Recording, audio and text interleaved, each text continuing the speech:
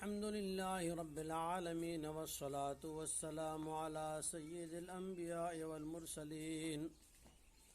أعوذ بالله من الشيطان الرجيم. بسم الله الرحمن الرحيم. وأقيموا الصلاة وآتوا الزكاة واركعوا مع الراكعين. أتأمرون الناس بالبر وتنسون أنفسكم وأنتم تتلون الكتاب أفلا تعقلون. واستعينوا بالصبر والصلاة وإنها لكبيرة إلا على الخاشعين. یہاں سے بہت ہی اہم دو باتیں اللہ تبارک و تعالیٰ نے اہل کتاب سے کہی. ان کے اندر دو مرض تھے، دو بیماریاں تھیں. حب مال، جیسا کہ اللہ نے کہا لا تشتروا بآیاتی ثمنا قلیلا، پیسوں کی لالچ، دنیا کی دولت کی لالچ. دوسرا کہ تم لوگ وانتم تعلمون، جانتے ہو، پڑھے لکھے ہو، پھر بھی کا حب جاہ. حب جاہ، حب مال، دو چیزیں آدمی کو گمراہی پر لے جاتی ہیں. اس کا علاج ہے اقیموا الصلاۃ وآتوا الزکاۃ وارکعوا مع الراکعین. اہل کتاب کے کچھ لوگ، یہودی کچھ لوگ اسلام میں داخل ہو گئے تو ان کے پادری انہیں کہا کرتے تھے تم ایمان لائے ہو، صحیح ہے، اسی پر قائم رہو، ہمیں تو حب جاہ نے روک رکھا ہے. تو اللہ میاں نے ان سے کہا کہ نماز کو تو توریت میں بھی کہا گیا، نماز کو تو انجیل میں بھی کہا گیا، لیکن اب جو نماز پڑھنی ہے وہ رکوع والی. یہودیوں کے نماز میں رکوع نہیں تھا، اب نماز وہ چلے گی جو محمد مصطفیٰ صلی اللہ علیہ وسلم پر اللہ نے اتاری ہے، جس کا حکم خاتم النبیین صلی اللہ علیہ وسلم کو دیا گیا ہے.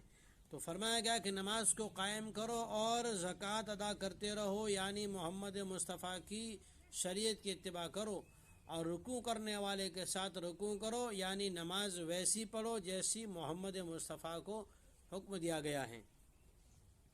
اللہ جل شانہ فرماتے ہیں اتأمرون الناس بالبر، جب تمہارے ہی لوگ تنہائی میں پوچھتے ہیں کہ کیا کریں، ہم اسلام لے آئے ہیں، کلمہ پڑھ لیا ہے، محمد صلی اللہ علیہ وسلم کو خاتم النبیین مان لیا، تو کیا کریں؟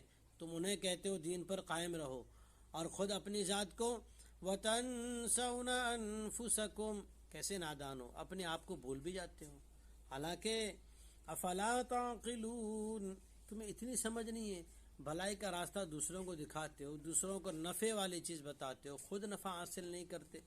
یہ تو ایسا ہوا اپنے گھر میں اندھیرا اور گاؤں میں دیا جلانے چلے ہیں. وَاسْتَعِينُوا بِالصَّبْرِ وَالصَّلَاةِ، جو چیز تمہیں رکاوٹ بن رہی ہے وہ ہے حب مال، تو خواہشات کو کم کر دو، اس پر صبر کرو، خواہشات سے رک جاؤ. وَاسْتَعِينُوا بِالصَّبْرِ وَالصَّلَاةِ، ایمان کی قوت اندر میں پیدا کرنا ہے تو دو چیزیں کرو، صبر اور صلاۃ. صبر کیا ہے؟ خواہشات سے رکنے کا نام صبر ہے، گناہوں سے رکنے کا نام صبر ہے. مال زیادہ ہوگا، خواہشات بڑھے گی، تو اللہ نے منع کیا، کہا کہ نفس کو روکو. والصلاۃ، نماز میں تو حلال چیزوں سے بھی رکوایا گیا تاکہ آدمی کی خواہشات حیوانیاں کنٹرول میں رہے. والصلاۃ وَإِنَّهَا لَكَبِيرَةٌ إِلَّا عَلَى الْخَاشِعِينَ، بے شک یہ نماز کے اندر حلال چیزوں سے بھی رکنا اور حب مال، حب جاہ سے اپنے آپ کو روکنا بہت بڑا مسئلہ ہے. لیکن جس کے دل میں اللہ کی خشیت آ جائے، اللہ کا خوف آ جائے، اس کے لیے کوئی بڑی چیز نہیں ہے. تو اللہ تعالیٰ نے پہلی آیتوں میں لا تشتروا بآیاتی ثمنا قلیلا والی دو آیتوں میں حب مال اور حب جاہ ان کو ایمانیات اور عقائد سے ختم کرنے کا حکم دیا، اور ان آیات کے اندر اللہ جل شانہ نے اعمال کے ذریعے سے، صبر اور صلاۃ کے ذریعے سے حب مال اور حب جاہ کو ختم کرنے کا ایک بہترین علاج بتلایا کہ آدمی خواہشات حیوانیہ سے کیسے بچ سکتا ہے. اس کے لیے دو ہی چیزیں بتائی گئی، صبر اور نماز. نماز میں صبر اعلیٰ درجے کا ہے، پہلے آسان صبر کروایا گیا، پھر اعلیٰ درجے کا صبر کروایا گیا. اللہ تعالی ہمیں جو ہے حقیقی معنی میں حب جا اور حب مال سے حفاظت فرمائے۔ وآخر دعوانا ان الحمد للہ رب العالمین۔